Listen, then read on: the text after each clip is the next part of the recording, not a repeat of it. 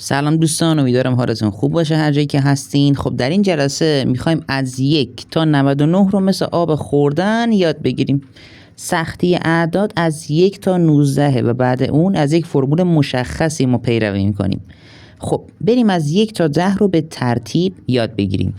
1 1 2 2 3 3 4 4 5 5 6 6 7 7 8 8 9 9 10 10. خب از 1 تا 10 رو به ترتیب یاد گرفتیم. حالا از 11 تا 19 رو میخوایم به ترتیب یاد بگیریم. دقت کنید.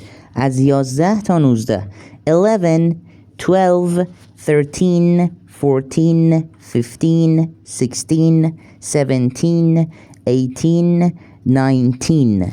از 11 تا 19. فقط یه نکته خیلی مهم، از 13 تا 19 اون انهای آخر رو حتما دقیق تلفظ کنید. 13 14 15 16 17 18 19. و اما یک مورد دیگه که اکثرا دوستان اشتباه یاد گرفتن، کلمه 5 میشه 5 ولی 15 میشه 15 نمیشه 15. تلفظش رو دقت کنین. 15. پس همونطور که گفتم شما از 13 تا 19 اون ان آخر رو دقیق تلفظ کنید. خب مورد بعدی نگاه کنین. حالا ما میخوایم از 20 تا 90 رو یاد بگیریم. تا الان یکی به یکی یاد گرفتیم، الان میخوایم 10 تا 10 تا یاد بگیریم. 20 میشه 20 که معمولاً تی دوم رو در تلفظ آمریکایی تلفظ نمی کنن، میگن 20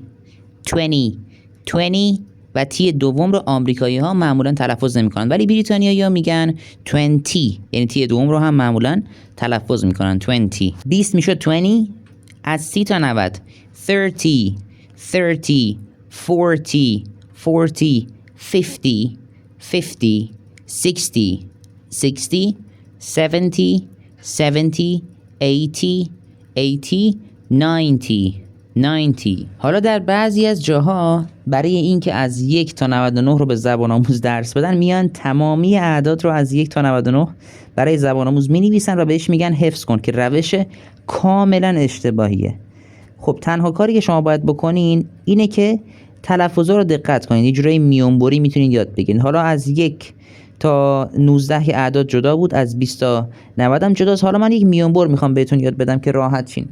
نگاه کنین. حالا درست نوشتنش مهمه ولی توی تلفظ از 13 تا 19 آخرش n داره.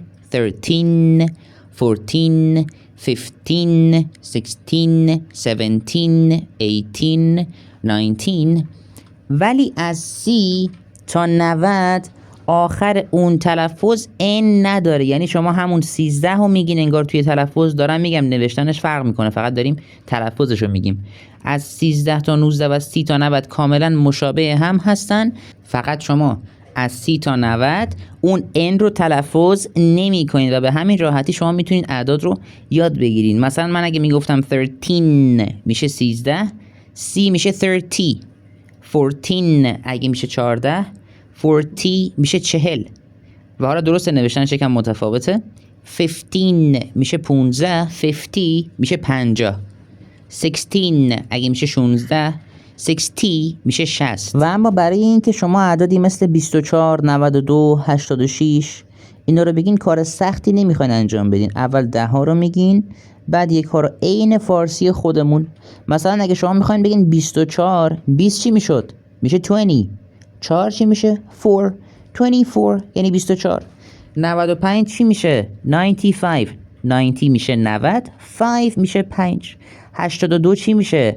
اول 80 رو میگین بعد 2 رو. 82. و به همین راحتی با یک کم تمرین شما میتونین از 1 تا 99 رو یاد بگیرین که مهمترین اعداد هم همینا هستند.